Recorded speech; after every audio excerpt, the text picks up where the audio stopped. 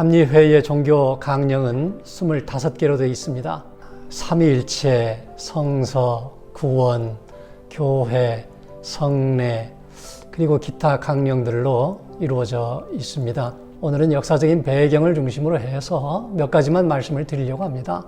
16세기에 종교개혁운동이 일어났죠. 가톨릭 교회에 대한 저항운동으로 나왔습니다.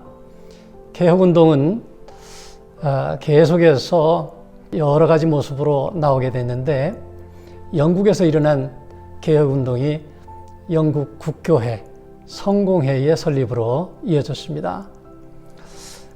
그 후에도 영국 내에서 계속 개혁운동이 이어졌는데, 청교도 운동이 그 가운데 하나고요. 그 다음에 18세기에 이르러서 요한 웨슬리가 주도한 감리교회가 등장을 하게 됐습니다. 한 200년의 시차가 있죠. 청교도 운동의 영향을 받기도 했고, 또 특히 독일 경건주의의 영향을 받기도 했습니다. 어쨌든 성공회에서 나왔기 때문에 성공회의 종교 강령을 이어받아서 39개의 강령이 25개로 줄어들어서 1784년에 나왔습니다. 한국감리교회의 종교 강령은 1890년에 미미교회 강례라고 해서 미국계 그대로 번역이 됐고, 그게 이제 1930년 남북감리교회가 합동할 때에 첫 번째 교리와 장정 안에 그대로 포함됐고, 지금까지 우리 감리교회의 교리적인 유산으로 이어져 내려온 것입니다. 여러분, 혹시 알미니우스주의자다 이런 얘기 들어보셨어요?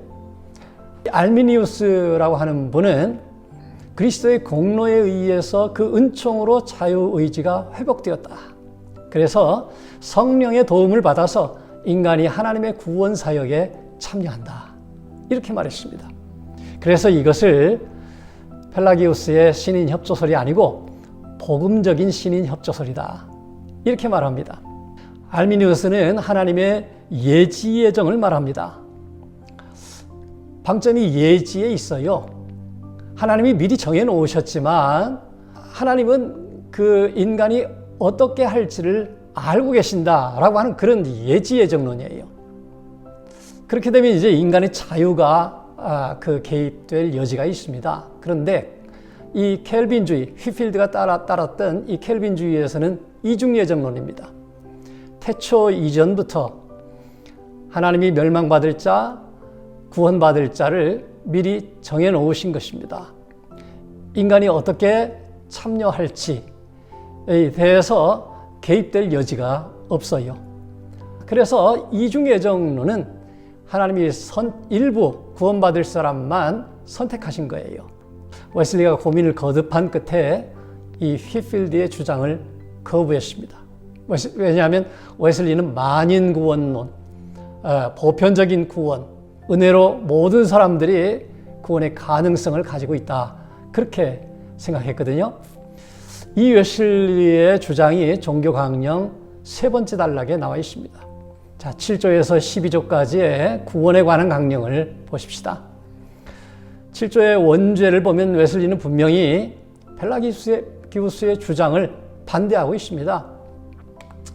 그 다음에 8조 자유의지 항목인데, 여기 보면 그리스도로 말미암아 우리에게 주시는 선한 의지를 강조하고 있습니다.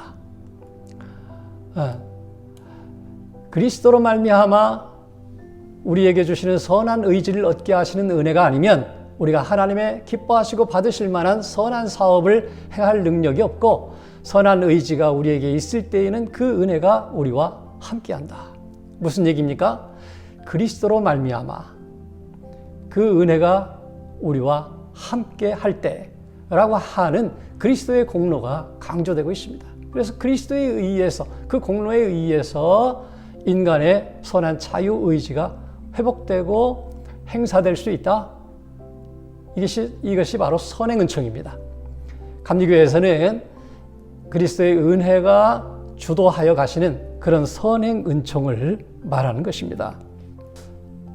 칼빈주의에서는 완전 타락을 말하죠. 결코 인간이 그 구원의 과정에 참여할 수가 없는 하나님의 절대적인 주도권을 말합니다.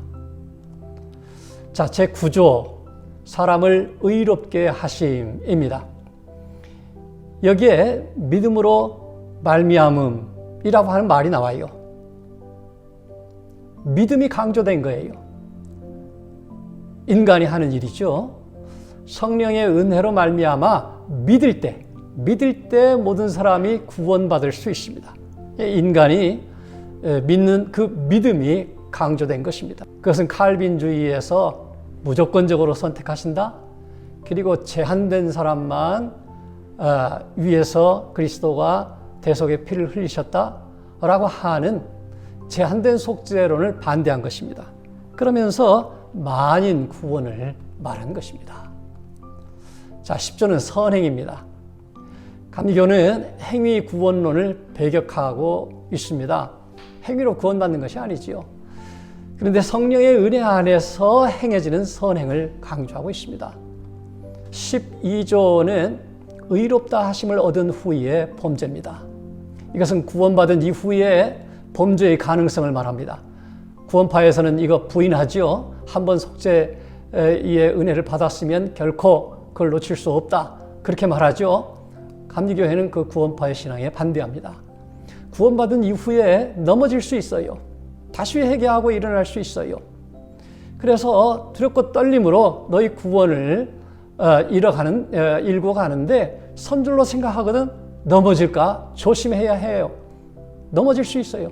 다른 말로 하면 믿는 자들이 하나님의 은혜에서 떠날 수 있다라고 하는 것을 말한 것입니다. 이것은 칼빈주의의 견인의 교리를 반대한 것입니다. 하나님은 일단 그 구원하기로 작정한 사람은 끝까지 견인해 가신다라고 하는 그런 교리가 칼빈주의에 나와 있습니다.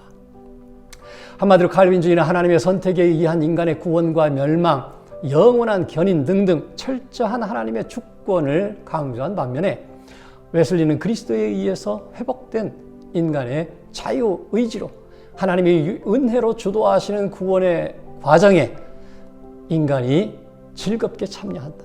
그래서 복음적인 신인 협조설이다 라고 말할 수 있습니다. 이렇게 적극적으로 인간을 이해한 배경은 첫째로 시대가 달라졌음을 말해야 합니다. 예컨대 16세기의 루터와 칼빈의 시대적인 임무는 중세 카톨릭으로부터의 해방이었습니다. 그래서 인간과 자연의 가능성을 철저히 배격합니다. 그러나 웨슬리는 18세기에 살았던 인물입니다. 이미 18세기에 프랑스와 영국을 중심으로 합리주의 철학이 발전하고 과학이 발전하고 산업혁명이 발전하고 적극적으로 해외 선교가 진행되고 있다. 이런 영향을 받지 않을 수 없었습니다. 그래서 만인 구원론을 뒷받침하는 은혜의 보편성 그리고 인간의 회복된 자유의지에 공감하게 된 이유일 것입니다. 자, 몇 가지 더 언급하는데요. 성공의 39개 조 강령 가운데 세 번째가 그리스도께서 음간에 내려가신 일인데 웨슬리에게서는 없어요. 이게 세계교회의 논란이 됩니다. 다른 세계교회는 이게 들어가 있어요. 장사 지내셨고 음부에 내려가셨어요. 그런데 이 내용이 한국의 사도신경에는 없어요. 왜냐? 웨슬리가 이 기독교 신앙의 필수 요소가 아니다 그래서 삭제했는데 한국에 들어온 감리교 선교사들이 19세기 말에 장로교 감리교 연합운동 할 때에 이걸 뺐어요. 그래서 장로교 선교사들이 양보해서 한국의 사도신경에는 처음 나온 찬미시에서 이게 빠져 있는 것입니다. 그 영향이 오늘까지 있는 거죠. 자, 14조의 연옥조항인데요. 성공의 강령에도 있는 것인데 이 감리교에서도 빠졌습니다.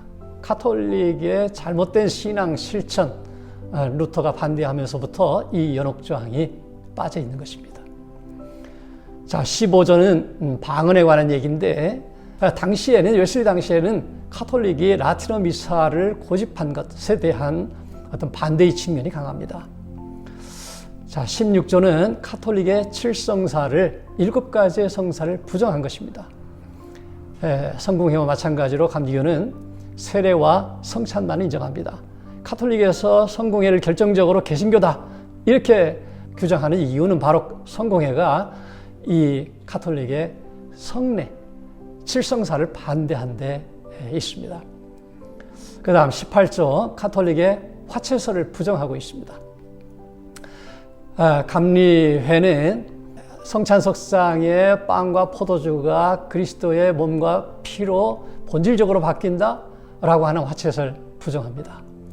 루터의 공제설, 루터는 알렉산드리아 학파의 영향을 받았습니다. 그래서 부활하신 그리스도께서 하늘에도 계시지만 성찬석상에서도 오셔요. 이게 루터의 주장인데 반대합니다. 찌빙거리는 성찬석상에는 그리스도께서 오시지 못하고 기념하는 것뿐입니다. 상징설이라고도 그래요. 기념설 반대합니다.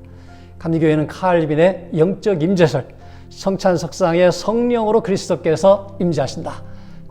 영적 임재설을 성공회와 함께 따르고 있습니다. 20조는 반복되는 희생제사를 드리는 카톨릭의 미사를 부정하고 있는 겁니다. 21조는 카톨릭의 사제 독신제 부정하는 것이고 23조는 사실 미국 실정에 어울리는 거예요.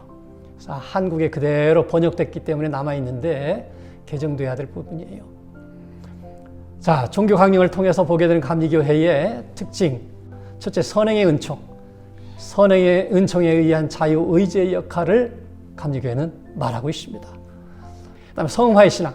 죄와 싸워 이길 수 있는 힘을 부여받은 인간은 성결의 신앙, 또 사랑의 신앙, 이 두 가지가 성화의 두 요소입니다. 이런 것을 거쳐서 완전으로 나아갈 수 있다고 봅니다. 이 과정에서 은혜를 받아들일 수 있고 은혜를 거절할 수 있습니다. 인간이 하나님의 주도적인 은혜의 활동에 참여하는 거죠. 그리고 감리회는 중용의 신앙을 따르고 있습니다. 카톨릭과 칼빈주의 개신교 신앙 사이에서 중도적인 입장을 취합니다. 그 다음에 감리교회의 가장 중요한 특징이라고 그랬죠. 선교적인 신앙이에요. 감리교회는 그리스도 안에서 거듭난 자들의 내면적인 확신, 경건의 실천, 그리고 선교적인 헌신을 도모하는 것이죠. 웨슬리와 순회 전도자들이 그렇게 살았습니다. 하나님의 은혜에 적극적으로 응답하면서 완전을 향해서 나아갑니다. 두렵고 떨림으로 너희 구원을 이루라. 빌립보서 2장 12절 말씀이죠. 웨슬리가 강조하신, 우리에게 강조해서 주신 말씀입니다. 오늘 간단하게 25가지 감리회의 종교 강령에 대해서 여러분과 나누었습니다. 도움이 되셨기를 바랍니다. 감사합니다.